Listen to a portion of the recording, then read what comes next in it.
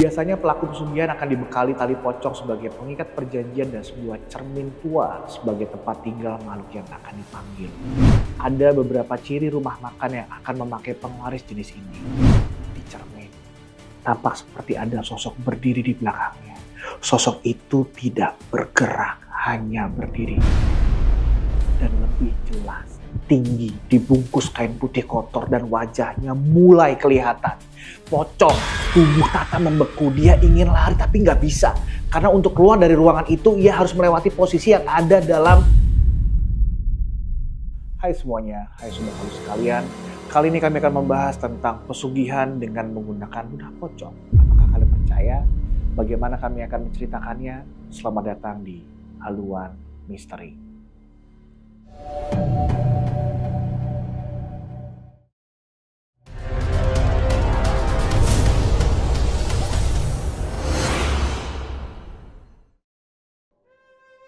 Kalian pernah dengar nggak tentang penglaris rumah makan dengan media pocong? Ya, fenomena itu benar adanya dan bukan sekedar mitos. Biasanya, ludah pocong lah yang akan disemburkan ke setiap masakan yang akan disajikan. Hingga peralatan dapur agar pembelinya ramai. Sang pemilik akan melakukan perjanjian dengan pocong tersebut melalui perantara dukun. Pesugihan ini konon berasal dari wilayah Jawa dan Sumatera. Biasanya pelaku pesugihan akan dibekali tali pocong sebagai pengikat perjanjian dan sebuah cermin tua sebagai tempat tinggal makhluk yang akan dipanggil. Ada beberapa ciri rumah makan yang akan memakai penglaris jenis ini. Pertama, makanan akan terasa hambar atau bahkan tidak enak jika kita membacakan doa sebelum makan. Kedua, makanan yang dibawa pulang akan seakan kehilangan rasa. Dan ketiga, selalu ada satu benda misterius di ruangan yang tidak boleh dibersihkan. Dan inilah kisah nyata yang terjadi di sebuah gerai makanan terkenal di Jakarta. Namanya Tata, bukan nama sebenarnya. Dia mengirimkan kisah ini langsung kepada kami. Dengan satu permintaan, jangan pernah sebutkan identitasnya. Karena hingga saat ini, Tata masih bekerja di tempat itu. Tempat makan yang sangat populer, punya banyak cabang, bahkan sampai keluar kota. Tata sudah bekerja di rumah makan itu selama lebih dari 1 tahun. Selama itu pula, ia sudah ditempatkan di 3 cabang berbeda. Tapi ada satu hal yang selalu sama di setiap cabang tempat dia bekerja. Sebuah cermin. Ya, cermin tua, besar dan kusam yang diletakkan di sudut ruang istirahat karyawan. Dan anehnya, dari awal bekerja, Tata sudah diperingatkan oleh supervisornya agar jangan pernah sekalipun menyentuh apalagi membersihkan cermin tersebut. Jangan dibersihin, takut merusak koleksi bos. Itulah alasan sang supervisor. Alasan yang katanya berasal langsung dari manajer dan manajer katanya dapat instruksi langsung dari pemilik restoran. Awalnya Tata menganggap itu masuk akal. Mungkin memang itu adalah benda koleksi yang antik, tapi ada yang aneh. Kalau ini benda koleksi, kenapa bentuknya sama? Persis ada di setiap cabang. Cermin tua yang sama dan posisi dan pantulan yang selalu terasa tidak nyaman. Selama berbulan-bulan, Tata tidak terlalu memikirkannya. Sampai satu ketika, ia mulai merasa ada yang tidak beres. Setiap kali ia masuk ke ruang istirahat, cermin itu seakan hidup. Kadang ia merasa ada bayangan samar yang memantul. Seperti sosok tinggi berdiri di belakangnya. Tapi setiap kali ia menoleh, tidak ada siapa-siapa. Ia anggap itu cuma bayangannya. Atau mungkin karena dia terasa lelah karena bekerja. Hingga satu kejadian terjadi pada satu malam. Tepat saat pergantian shift, Tata naik ke lantai 2. Ruangan istirahat itu sepi. Ia masuk membuka botol air. Duduk sebentar untuk membalas chat dari orang tuanya. Saat itu sekitar pukul 8 malam. Ia duduk dengan posisi agak serong. Dari sudut matanya, ia melihat pantulan cermin. Tapi tiba-tiba, nafasnya menjadi dingin. Udara di sekitarnya mulai berubah. Suasana mendadak sunyi. Seakan-akan hanya ia seorang diri di dalam restoran itu. Padahal sebenarnya malam itu banyak sekali karyawan lain yang juga sedang bekerja.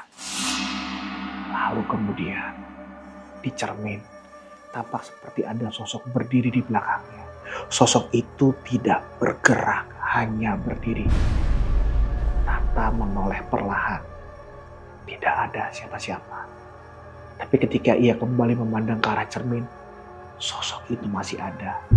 Dan lebih jelas, tinggi, dibungkus kain putih kotor dan wajahnya mulai kelihatan. Pocong, tubuh Tata membeku. Dia ingin lari tapi nggak bisa. Karena untuk keluar dari ruangan itu, ia harus melewati posisi yang ada dalam pantulan cermin. Pocong itu berdiri. Pocong itu mulai bergerak. Bukan berjalan, tapi melompat. Sekali, 2 kali, melompat-lompat ke arah Tata. Tapi anehnya hanya terlihat di dalam cermin. Di ruangan aslinya, tidak ada apa-apa. Tata mulai panik, tapi tubuhnya belum bisa bergerak. Pocong itu kini mendekat ke permukaan cermin. Wajahnya menghitam, mengelupas hancur seperti terbakar. Bau anyir seperti daging busuk mulai tercium entah dari mana. Kepala pocong itu mulai bergoyang cepat ke kanan dan ke kiri seperti ingin copot dari tubuhnya. Suara retakan tulang terasa dalam keheningan itu. Kepala pocong itu mulai berpindah tempat dalam pantulan. Kadang muncul di dapur, kadang di belakang lemari, bahkan sekali waktu muncul tepat di samping kepala Tata di dalam cermin. Dan saat pocong itu menempelkan wajahnya ke permukaan kaca, Tata bisa melihat matanya. Hitam, kosong, tapi seakan hidup. Barulah saat itu tubuh Tata bisa digerakkan. Ia langsung loncat ke arah pintu, membuka dengan paksa dan ia lari ke dapur sambil menangis. Teman-temannya langsung mengerubunginya, bertanya-tanya. Tapi tidak ada kata yang bisa keluar dari mulut Tata selain dia ada di dalam cermin. Dia ketakutan. Setelah kejadian itu, Tata diajak kumpul oleh teman-temannya. Mereka saling bercerita dan ternyata bukan cuma dia aja yang mengalami hal itu. Ada juga yang pernah melihat pocong yang sama sedang berdiri di dapur, menggoyang-goyangkan kepalanya ke arah peralatan masak. Bahkan katanya saat itu pocong itu menyemburkan sesuatu dari mulutnya ke arah wajan-wajan di dapur. Dan setelah itu, pelanggan justru makin ramai. Anehnya, cerita Tata menyebar begitu cepat di antara karyawan, tapi sang supervisor dan manajer hanya bersikap dingin, tidak terkejut, tidak panik. Seolah mereka sudah tahu, seolah mereka sudah terbiasa. Selama gaji lancar, kebutuhan anak istri terpenuhi, mereka semua memilih diam, menutup mata. Rasa takut sudah tidak ada lagi. Bahkan ada yang menganggap pocong itu seperti rekan kerja mereka yang bertugas memanggil pelanggan. Ada segelintir pelanggan yang pernah menuliskan ulasan aneh di Google Maps. Salah satunya menulis, makanannya enak banget pas di tempat, tapi sampai rumah kok hambar ya? Kayak nggak ada rasa. Apa udah nggak anget kali ya? Tapi komentar-komentar seperti itu tenggelam oleh banyaknya pujian dari food vlogger dan konten kreator kuliner. Popularitas rumah makan itu tetap tinggi. Tata masih bekerja di sana karena kebutuhan hidup. Tapi ia selalu membawa cermin kecil sendiri setiap masuk ruang istirahat. Bukan untuk berdandan, tapi untuk memastikan tidak ada yang berdiri di belakangnya. Ini asumsi pribadi. Saat ini banyak sebuah entitas usaha membuka gerai makan besar dengan bantuan gaib. Pebisnis seolah tidak mau rugi, makanya bersekutu dengan hal-hal gaib menjadi sebuah jalan pintas.